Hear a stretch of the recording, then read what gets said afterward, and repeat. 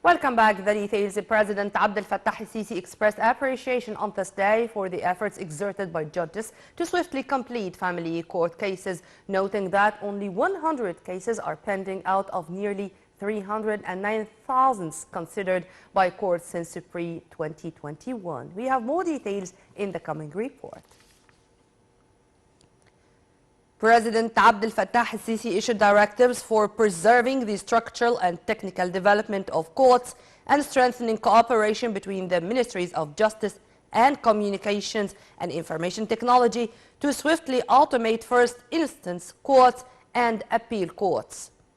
Presidential spokesperson Ambassador Bassam Radi said the presidential instructions came during the President's meeting on Thursday with Minister of Justice Councillor Omar Marwan.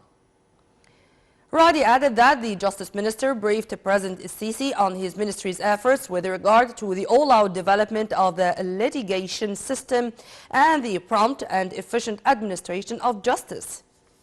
The President expressed appreciation of the efforts exerted by judges to handle caseloads of family court cases, noting that only 100 cases are pending out of nearly 309,000 examined by courts since pre-2021. The Justice Minister also highlighted the outcome of the Supreme Committee for Legislative Reform in terms of establishing a national legislative database to sort and refine presidential decrees and the Cabinet's decisions as well as international agreements. Marwan also posted the President on the efforts to modernize the litigation system, particularly with regard to upgrading court buildings nationwide. The Justice Minister updated the President on the efforts to form a group of experts from Al-Awqaf Ministry, Al-Azhar and Dar al-Ifta to seek their opinion in cases related to contempt of religion. Marwan also shed light on his ministry's efforts to develop public notary offices and open new branches across Egypt. Activities of the Possible Solutions Day session were held within the framework of the Climate Conference COP27 in Sharm el-Sheikh on this day. The session discussed possible solutions to confront climate change and encouraging creativity and innovation. Such innovations are in the fields of green national budgets, sustainable transportation and cities, in addition to waste management. The Solutions Day also provided space for exchanging best experiences and deepening the link between innovative solutions and climate action efforts.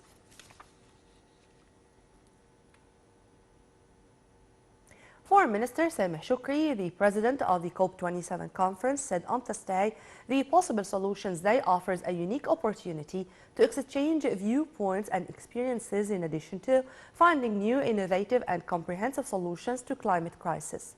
Participating at the session held as part of the climate conference COP27, Shoukry said allocating a special day for solutions by the Egyptian presidency of the conference comes in line with implementation of climate pledge theme of this year's version of the International UN Conference. President of COP27, Egypt top diplomat Shoukry addressed a joint press conference with UN Secretary General Antonio Guterres. Shoukry said the conference achieved remarkable progress in many issues regarding climate change. However, he added that many issues are still under discussion. Egypt top diplomat said such commitments are needed to face climate changes to be turned to an executive steps, and we need to group work to face challenges of climate change. Shoukry urged delegates at the climate summit to come to a deal, warning them that time was not on their side and setting out the extent of the work left to be completed.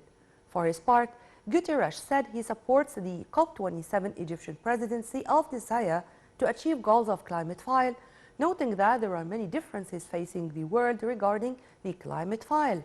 Guterres urged a deal at the current climate talks to avoid more losses and damages, urging an immediate allocations of financial support to developing countries. Minister of International Cooperation Dr. Rania al-Mashat addressed the Possible Solutions session on Thursday at the International COP27.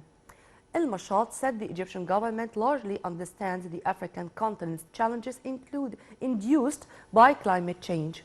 For his part, Minister of Local Development Hisham Amnes said an Egyptian Sustainable Cities initiative was launched at the Egyptian Pavilion at the climate conference, adding that the launch came as part of the Possible Solutions Day activities with the aim of improving citizens' lives, confronting climate change and achieving sustainable development. The Egyptian Sustainable Cities initiative was launched earlier in the day under the auspices of Prime Minister Dr. Mustafa Madbouli and in cooperation with the World Bank.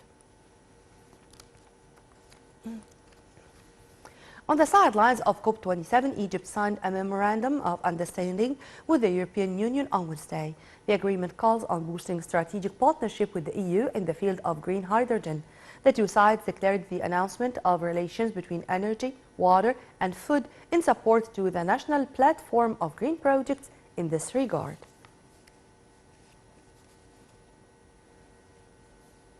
Prime Minister Dr. Mustafa Madbouli discussed with the Director of the National Center for Planning State Land Uses, Nasser Fawzi, the optimal use of state-owned lands. Madbouli said their meeting falls within the framework of presidential directives to inspect and optimize the use of unexploited state-owned lands in various areas. For his part, Fawzi said the center works on making the best use of the state-owned lands in order to align with the current and future development plans of the state. He added that efforts are underway to incorporate several plots of land in establishing several new urban communities.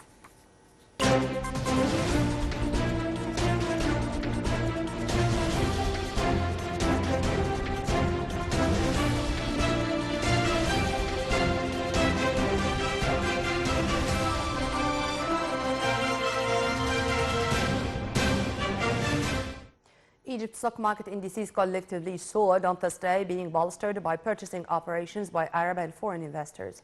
The main EGX 30 index soared 1.4%. The small and medium EG 70 index soared 0.9%. The more expanded EGX 100 index soared 0.9%.